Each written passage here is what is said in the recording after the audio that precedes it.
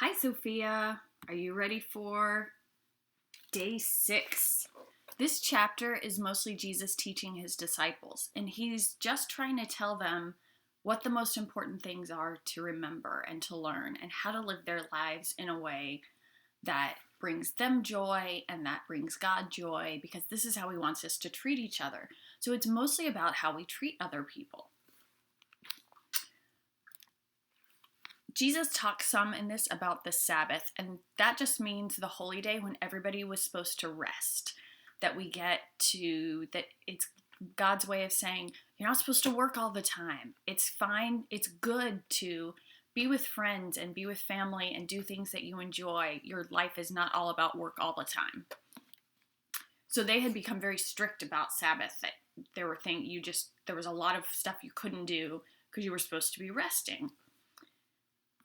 One Sabbath, Jesus was going through the grain fields, and his disciples began to pick some heads of grain, rub them in their hands, and eat the kernels. Some of the Pharisees asked, "Why are you doing what is unlawful on the Sabbath?" Jesus answered them, "Have you never read what David did when he and his companions were hungry? He entered the house of God, and taking the consecrated bread, he ate what is lawful only for priests to eat. And he also gave some to his companions." Then Jesus said to them, "The Son of Man is Lord of the Sabbath." On another Sabbath, he went into the synagogue and was teaching, and a man was there whose right hand was shriveled. The Pharisees and the teachers of the law were looking for a reason to accuse Jesus, so they watched him closely to see if he would heal on the Sabbath. But Jesus knew what they were thinking and said to the man with the shriveled hand, "Get up and stand in front of everyone." So he got up and stood there. Then Jesus said to them, "I ask you, which is lawful on the Sabbath, to do good or to do evil, to save life or destroy it?" He looked around at them all, and then said to the man, "Stretch out your hand." He did so, and his hand was completely restored. But they were furious and began to discuss with one another what they might do to Jesus. One of those days, Jesus went out to a mountainside to pray, and spent the night praying to God.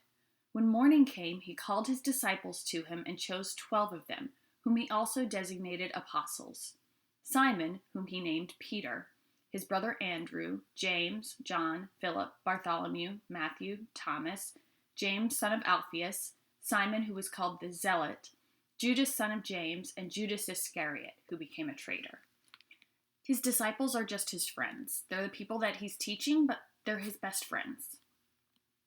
He went down with them and stood on a level place. A large crowd of his disciples was there, and a great number of people from all over Judea, from Jerusalem and from the coast of Tyre and Sidon, who had come to hear him and to be healed of their diseases. Those troubled by evil spirits were cured, and the people all tried to touch him, because power was coming from him and healing them all. Looking at his disciples, he said, "Blessed are you who are poor, for yours is the kingdom of God. Blessed are you who hunger now, for you will be satisfied. Blessed are you who weep now, for you will laugh. Blessed are you when men hate you, when they exclude you and insult you and reject your name as evil because of the Son of Man. Rejoice in that day and leap for joy, because great is your reward in heaven. For that is how their fathers treated the prophets. But woe to you who are rich, for you have already received your comfort. Woe to you who are well fed now, for you will go hungry. Woe to you who laugh now, for you will mourn and weep. Woe to you when all men speak well of you, for that is how their fathers treated the false prophets.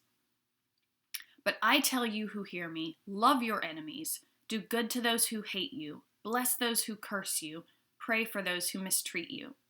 If someone strikes you on one cheek, turn to him the other also. If someone takes your cloak, do not stop him from taking your tunic. Give to everyone who asks you. And if anyone takes what belongs to you, do not demand it back. Do to others as you would have them do to you. If you love those who love you, what credit is that to you? Even sinners love those who love them. And if you do good to those who are good to you, what credit is that to you? Even sinners do that. And if you lend to those from whom you expect repayment, what credit is that to you? Even sinners lend to sinners expecting to be repaid in full.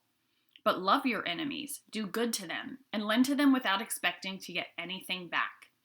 Then your reward will be great, and you will be sons of the Most High, because He is kind to the ungrateful and wicked. Be merciful, just as your Father is merciful. Do not judge, and you will not be judged. Do not condemn, and you will not be condemned. Forgive, and you will be forgiven. Give, and it will be given to you. A good measure, pressed down, shaken together, and running over, will be poured into your lap.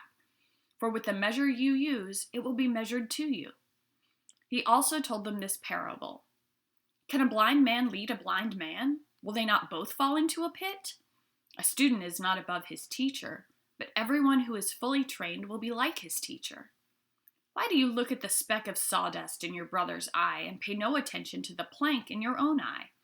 How can you say to your brother, Brother, let me take the speck out of your eye, when you yourself fail to see the plank in your own eye? You hypocrite! First take the plank out of your eye, and then you will see clearly to remove the speck from your brother's eye. No good tree bears bad fruit, nor does a bad tree bear good fruit. Each tree is recognized by its own fruit. People do not pick figs from thorn bushes or grapes from briars. The good man brings good things out of the good stored up in his heart, and the evil man brings evil things out of the evil stored up in his heart.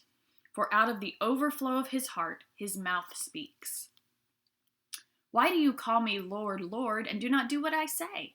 I will show you what he is like who comes to me and hears my words and puts them into practice. He is like a man building a house, who dug down deep and laid the foundation on rock. When a flood came, the torrent struck that house, but could not shake it because it was well built. For the one who hears my words and does not put them into practice is like a man who built a house on the ground without a foundation.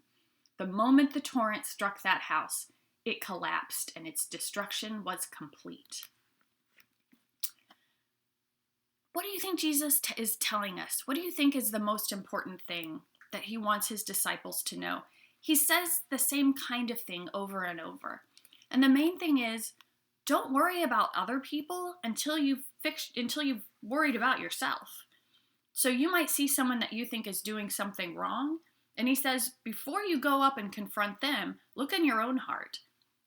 Are you doing the same thing, maybe? If you think, oh, that person is always petty and gossiping, but you are petty and gossip sometimes, he says, fix yourself before you try to fix someone else. And don't worry about when you're doing things, you do it out of pure love. We do it because we love people and because God loves us, and we're not looking to get anything back. He says, if you're just doing it like it's an even trade, I love someone because they love me. I'll lend them money because I know they'll pay me back. I'll be good to them because I know they'll be good to me. He says, anyone can do that. That's just an even trade. What's harder to do, but what is more like God, is to love people even when they're kind of awful. That doesn't mean we have to be friends with everybody. There are appropriate ways to say, that person is not a great person to be really good friends with. That's somebody who is maybe going to be dangerous and hurt me. But loving them means that I'm going to hope for the best for them. I'm going to hope that they do well. I'm going to hope that they learn to do better. I'm going to hope that they learn to be kind and that God touches their heart and that they are transformed. I'm not going to hope for bad things to happen to them. I'm not going to try and make bad things happen to them. I'm going to love them by hoping for good things from them and for them. But that doesn't mean that we can be friends with everyone. But he's very firm about saying, if you are stingy, then you're going to be judged the same way that you judge others. If you want the forgiveness and the grace of God to flow through you, you're going to naturally extend that to other people. That's what he's saying when he says a tree bears the kind of fruit that it's supposed to, right? Where do we pick grapes? Off grapevines, not off briars. That's a different kind of plant. You're not going to get grapes from that. You're not going to be able to pick apples off a peach tree. Peach trees grow peaches. So he's saying, whatever is inside you, whatever kind of plant you are, that's what you're going to manifest. Whatever is in your heart, the love of God, a desire for other people to live full and wonderful lives, to be connected to God and be connected to other people, if that's what's in your heart, that's the kind of fruit, meaning like the evidence that you're going to show to people. But if you're angry and you're bitter and you're holding on to insults, then that's going to come out too. And that's going to be how you treat other people. So he's saying you have to kind of break those bad cycles and instead react to everyone with love. That way, you're stopping a cycle of meanness. If someone's mean to you and then you're mean to them and they're mean back to you, you get caught up in a cycle of meanness and bitterness. And he's saying you can break the cycle because you can respond with love. And that transforms everything. He's just saying the love of God, if you let that pour into you, it will just bubble up out of you. And that will be your response to other people. And that's going to change how you are with other people. And it's going to change how other people are with you. But even if people are mean to you, we hope that they will be transformed. And we hope for good things for them.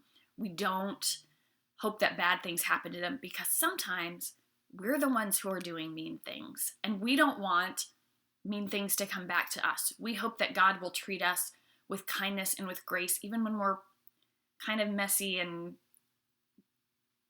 not doing the best things, right? So we just want to live and love the way God lives and loves. And that's what Jesus is telling his friends to do. They're just trying to figure out the best way to live. And he says the way to live is to be rooted in love.